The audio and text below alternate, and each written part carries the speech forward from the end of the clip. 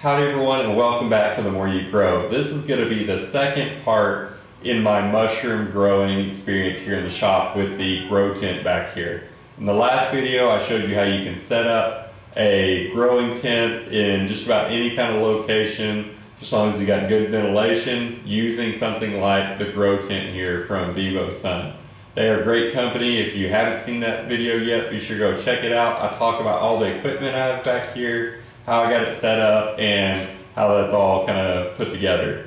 But in this video, I'm going to be telling you a little bit about how to source your spawn for your mushrooms, the different kinds you can grow, some of the substrates that you can use, the ones I'll be using in this video, and then how to get that all set up, how to get your substrate ready, how to inoculate that substrate, and then the growing conditions you need to get those mushrooms to fruit. So let's go talk about that and let's go check it out.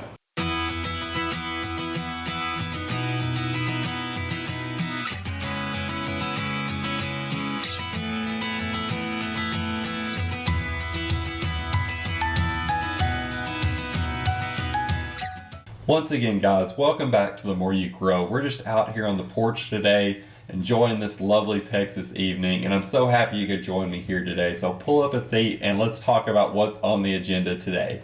Today we're talking about how you can grow your own mushrooms at home. If you're watching this video, you have to have some kind of interest in trying to grow your own mushrooms at home. You may have done it before, you may be really new to this and you're just trying to figure things out, and either way, that's okay. And we're going to talk about kind of all around the things you need to know before you get started and how you need to go about that in the end.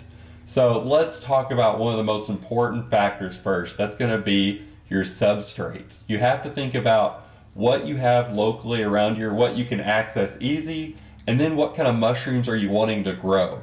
Different kinds of mushrooms grow better on different kinds of substrates. So if you have in mind what you want to grow, you can use that as a guide to pick the substrate that it likes to grow on the best. I'm going to leave a link down below that's going to give you a list of those different kinds of mushrooms and what kind of substrates they grow best on. One of the more common things people are using are things like hardwood sawdust. If you live in an area that has milling around, you could use that spent sawdust to grow mushrooms on blocks. Just make sure it's not treated with anything that would prevent the mushrooms from growing. Nowadays, people are using a different method of growing on hardwood than they used to. You had to be really close to some kind of mill to get that hardwood sawdust. You can't just use any kind of sawdust for that. Nowadays, people have another source that's really interesting.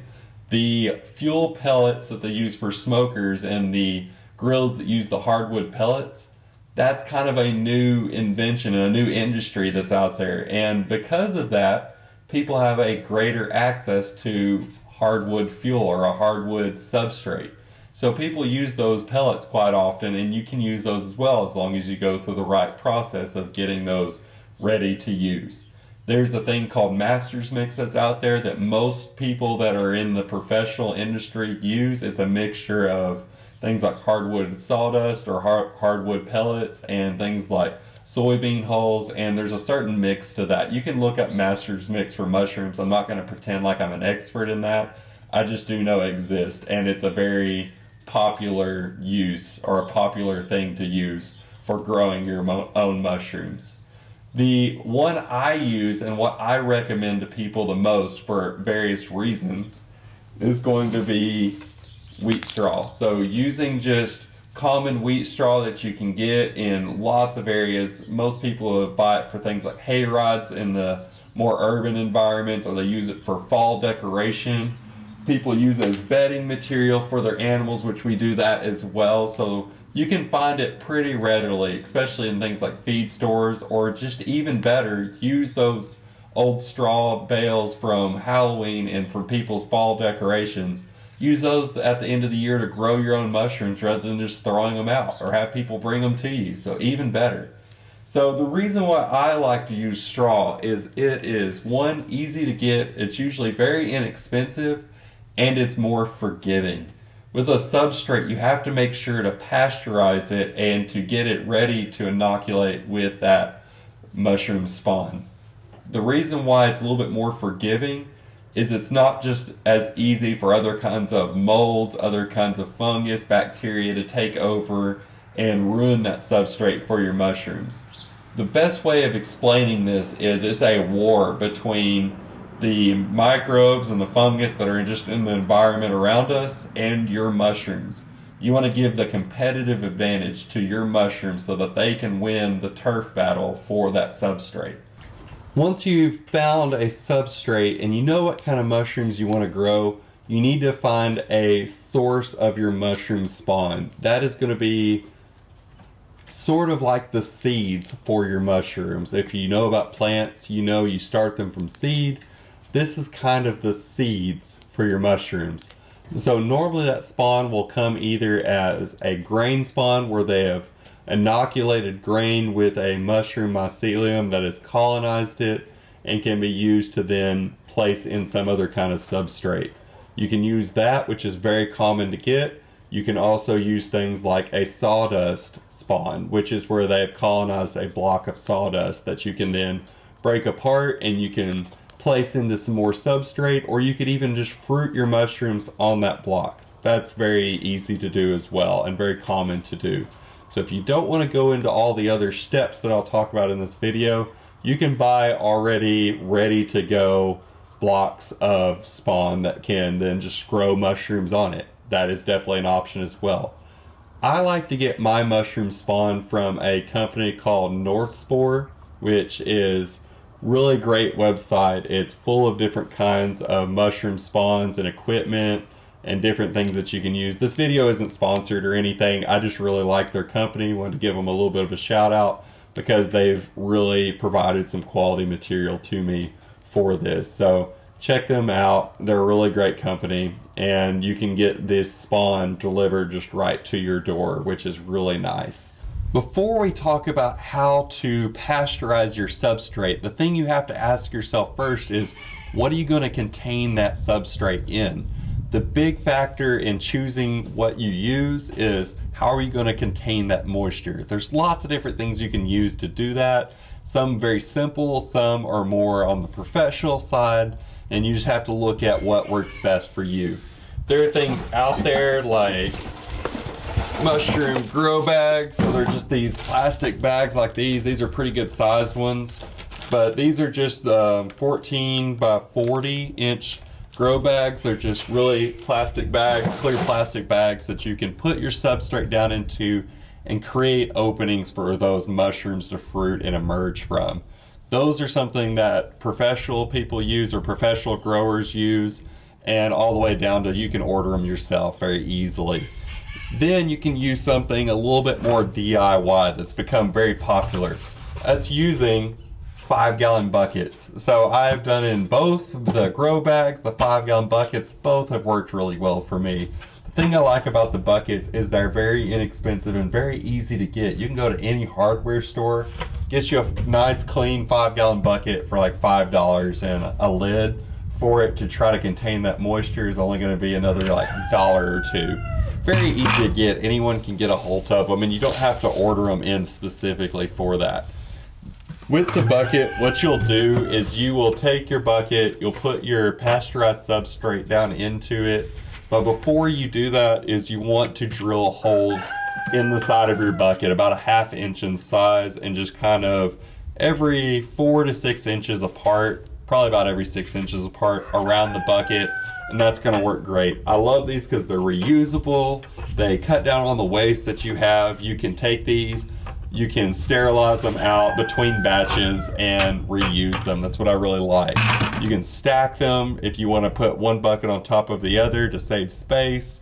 Lots of things you can use. So let's talk about how to pasteurize your substrate now. This is a very important step, and depending on what kind of substrate you use, it's going to have different ways that's going to look.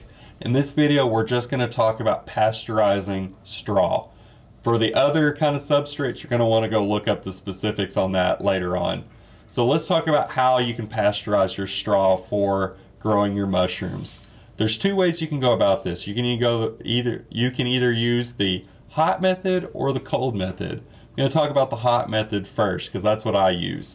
I use something like a propane burner, which I use for cooking outdoors, something like that. A lot of you probably already have one of those already. Easy to use, easy to locate. So if you don't have one, don't feel like you got to go out and buy one just for this project. Ask your friends, ask your neighbors. They probably already have one that you can use, and the stock pot or something like that you could use along with it. For small batches, something like a stock pot is going to work pretty good for this because you can manage it really easy. It's something you can move around, and it's something that you probably either already have or that you can borrow. Now, I will say, if you're going to do bigger batches, you're probably going to want to get something a little bit bigger because you can't get a lot of straw in a stock pot. It's going to be great if you want to do like one bucket, or if you want to do a small bag for growing your mushrooms, but much bigger than that, you're going to have to be doing like multiple batches, and it's going to take a while. So could use something like a 55-gallon drum that's clean on the inside. You could do big batches in that. There's other things you can do and go look up more of if you really want to. So how you pasteurize your substrate. The first thing you need to do with your straw is get it chopped up as fine as you can. So the reason why you want to get it chopped up into small pieces is surface area.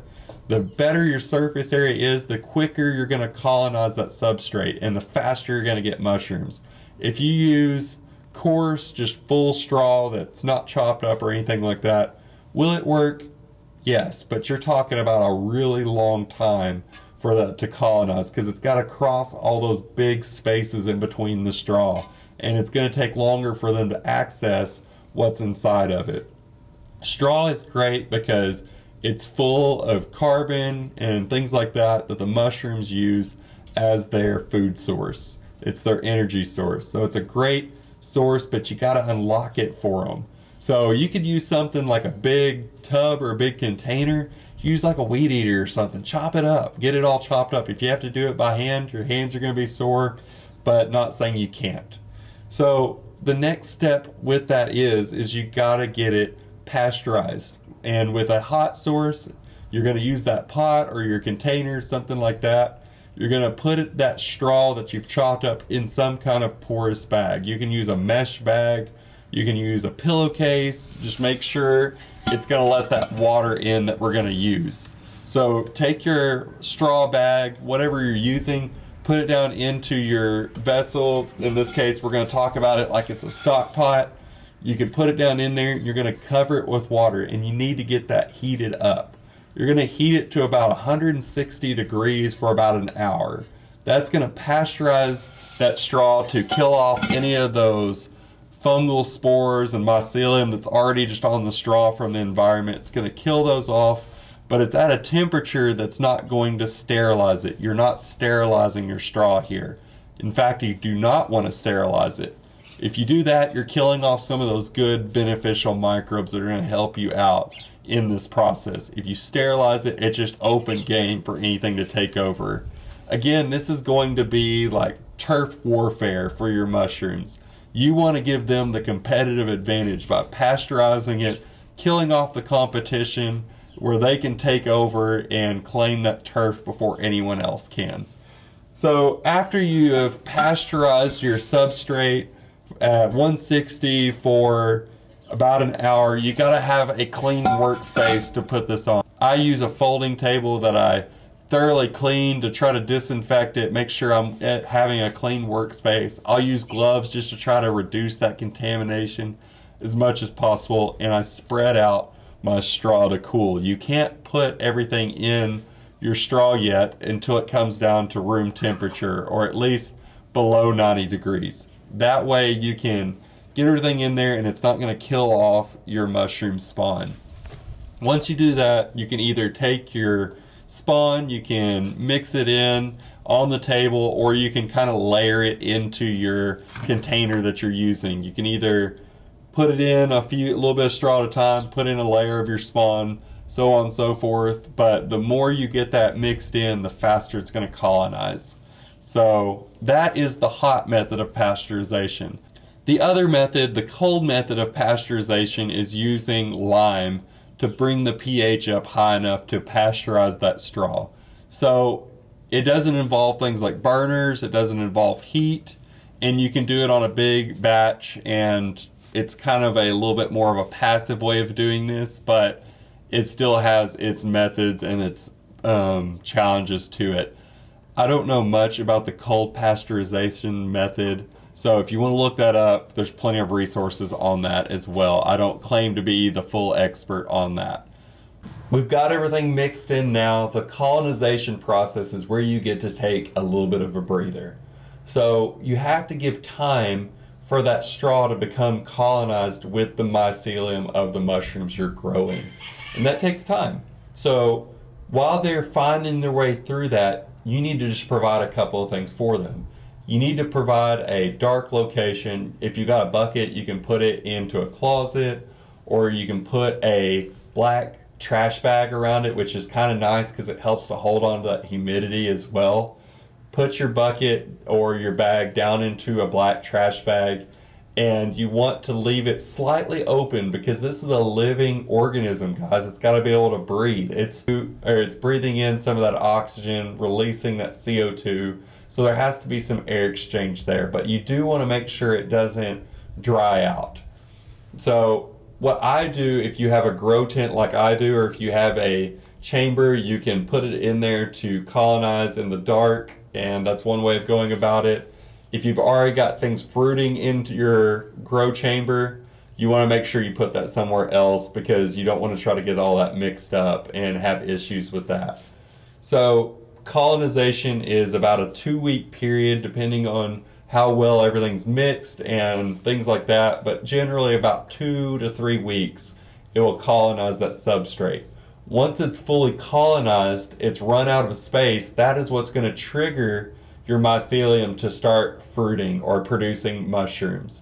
And that is a fun process. That's when you start getting into the fun stages of this, where you see the results of all your work. So let's go look at how that's going to happen. So what's going to help with things like oyster mushrooms is giving them a little bit of light to grow by. Not a lot. The rule of thumb I go with is enough light to read a book by is proper for things like oyster mushrooms. You don't want to grow them in complete darkness. That's kind of a misnomer we have, because that's what they do with things like button mushrooms. Not all mushrooms like the darkness. They need a little bit of light to grow by. So having some kind of light source in your fruiting chamber is going to be really important. So the first stages you're going to see that your mushrooms have begun to fruit, that's going to be called pinning. And that pinning stage is the little tiny bits of the mushroom cap starting to emerge. And that's going to be really fun because now you're in the growing stage and you're going to be so shocked at how fast they really grow. It's amazing that only in just a few days you see it go from pinning to almost fully developed. It's shocking how fast it really is. And at the fruiting stage, you need to maintain the right requirements for those to be able to stay humid and for them to not dry out. I keep my fruiting chamber back here with the humidifier that you can see right about here. I keep that going at about 85% humidity. Once I have my Rainbird sensor right back here, you can kind of see it right about there. I have my humidifier plugged into that, and if it gets below 80% humidity, that kicks on and it fills the chamber with a really fine fog that's going to help with that humidity factor. That's going to help increase your yields on your fruiting bodies, your mushrooms, and it's also going to help them just to keep from drying out. So maintaining good temperatures in the 70s to 75 degrees, around there, in a good humidity source with a fogger, keeping it around 85% humidity, you're going to have some lovely mushrooms growing.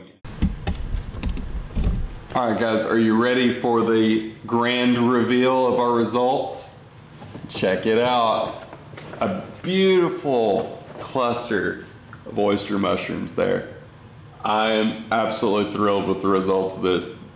A good way to know when it's time to harvest your mushrooms, as far as oyster mushrooms go, it's when the caps start to flatten out, or from going concave to convex. So when they start to flatten out a little bit. Now these I would have harvested yesterday. I kind of got lost on time and I kind of forgot about them yesterday evening, and so they are starting to drop some of their spores. Some people would worry, can I eat a cluster of oyster mushrooms after they start dropping spores? The answer is yes, you can. They will not have as best texture. They will not have as long of a shelf life, but thankfully I'm going to take this cluster in right now and saute it up. It's going to be delicious. People also wonder, how do you go about harvesting a cluster of oyster mushrooms like this? One way, or the best way I think to harvest them, is to gently kind of twist and pluck. That way you can regrow some more mushrooms from that spot. It'll regrow and you can get more clusters that way, as long as the substrate isn't spent. You can go in and cut it with a knife. If you're going to cut it with a knife, make sure you cut it as close as possible to the substrate without damaging it or disturbing it. So I'm probably going to go in here and just give it a light twist and a pluck. I'm not going to try to do that on camera. I'm not that coordinated. But I'm just probably going to twist and pluck these off and go in. I'm probably going to put them in a pan, some butter, a little bit of soy sauce. Don't want to need to ruin it with too much seasoning. It's absolutely delicious. You want to get those subtle flavors, and if you over season it, you're going to miss out on that. So if you like this video, guys, be sure to hit that like button. If you have any more questions about how to set up your substrate, how to do anything like that as far as getting your mushrooms set up after you have your whole growing set up here, your fruiting chamber, leave it down in the comments. I'll try to answer your questions the best that I can. If you have any other questions on how to get started, or if you have any suggestions for future videos, please leave those down in the comments as well. So if you haven't done so yet, be sure to go check us out on Facebook, Instagram, and hit that bell icon for notifications. And until next time, guys, I hope you'll join me right here on The More You Grow.